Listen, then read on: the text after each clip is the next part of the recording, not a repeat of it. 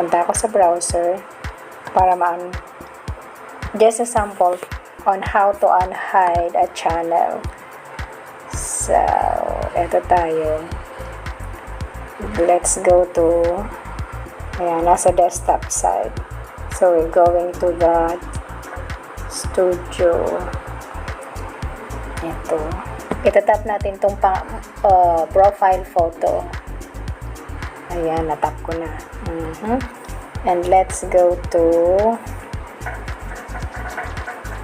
ito, YouTube Studio. Ayan. So, magaling dito sa profile. Pag pinindot mo yung profile photo, maglalabas yung ganyan. Manage your Google account, your channel, YouTube Studio, switch account, sign out, purchase a membership, ayan, etc. etc. Ito yung laman yan. And iba yung settings pag itong pinindot mo. So let's go to YouTube Studio. Pindutin niya ng marami, matagal-tagal, and then open in a new tab na lang. Open a new tab. So ito yung tab. Ayun, ayan. Close natin. Ito yung tab. Ito na yata yung nakabukas natin. Ito yata. Check if this one. Ayun. Ayun na. And then, continue to studio tayo. Get the app. Ayaw ko dyan sa app. Mayroon akong app na. So, let's go to this. Continue to studio. Basta, YouTube Studio tayo on desktop side. Check natin ulit. Yan. Kahit hindi naka-desktop side. Okay lang kahit hindi naka-desktop side. Tingnan natin. So, dito sa baba, we're on the YouTube Studio already. Sa YouTube Studio na tayo. Andyan yung, paano naman dito? Let me see. Nandito yung, paano ba kakita pa? Let me see. Ayan. View. Your channel, content, analytics, comments, subtitles, copyright, earn, kung monetize ka na, customization, audio library para sa music. Scroll down tayo pababa. Yan. Settings. If you're using a mobile phone, pang yung mobile phone lang yan. Pindutin natin yung settings. And then sa settings, general, channel, upload defaults, permissions, community, and agreements. So mag-unhide tayo. Dito tayo sa community. Dito yung mga moderators, etc. etc. Ayan. Ito yung na community. And there it is. Automated filters, defaults, channel guidelines, ganon. Defaults. I have my managing moderators. Ayan. My managing moderators, standard moderators, and approved users. And meron tayong hidden channel. So, pipili ako ng isang hidden channel. And then, after that, for example,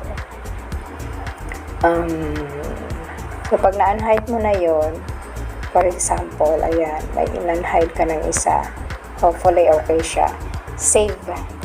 Click save dito sa baba. So, ayan.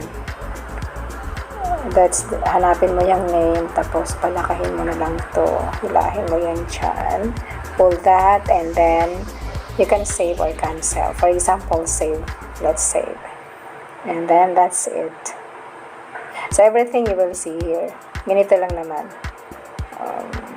Easy. So you go to the studio and you pull down here. Down here. The settings, and then from the settings, mag-open siya. You go to the community, and after the community opens, you'll see your managing moderators, automated filters. Automated filters, highlight that, tap that automated filters, check your channels. You have your managing moderators if you have one, standard moderators. Silahin natin.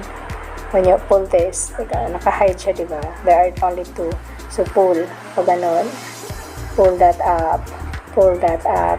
You have your approved users. So you have your managing moderators. You pull this dito from here, from the side. You pull the managing, the standard, the approved users, and the hidden users. And then you unhide. Ayan. You unhide if you need already unhide someone, save na. Or if you want to hide, save them. If you're done, save. So that's all. Thank you for watching, and have a good day, and God bless. Maraming salamat sa panonood. God bless everyone. That's all for now. Shout out sa mga channel members ko. I have my playlist of my channel members. Kaya sila naging 65 because some only have 1 minute video, so I have to put more videos of their channel. If you want to join the channel, just click that join button so you can access sa the perks. Maraming salamat once again. This is LuvLiNes. Have a good day and God bless. Don't forget that God loves you. You're God's beautiful creation. Shout out everyone. God bless you all. Mama.